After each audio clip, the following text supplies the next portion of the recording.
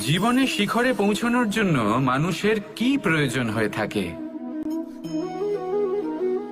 সিঁড়ির। কিন্তু তাও প্রত্যেক মানুষ, প্রত্যেক ব্যক্তি শিখরে পৌঁছতে পারেন না। এর কারণ কি? কারণ একটা হতে পারে যে মানুষ কল্পনা করতে থাকেন কিন্তু সিঁড়ি খুঁজে পান না। কিছু মানুষ খুঁজে নেন কিন্তু তা পেয়ে এতটাই প্রসন্ন হয়ে যান যে তারপর আর কোনো কর্মই করেন না। খুব সোজা ব্যাপার।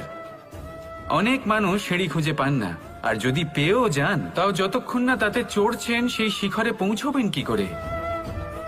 যতক্ষণ না আপনি পরিশ্রম করছেন, যতক্ষণ না সেই সিঁড়িতে আপনি চড়ছেন, যতক্ষণ না ক্লান্ত হচ্ছেন, আপনার পায়ে হাঁটুতে ব্যথা না হচ্ছে, ততক্ষণ এই শিখরে পৌঁছানোর সৌভাগ্য লাভ করতে পারবেন না।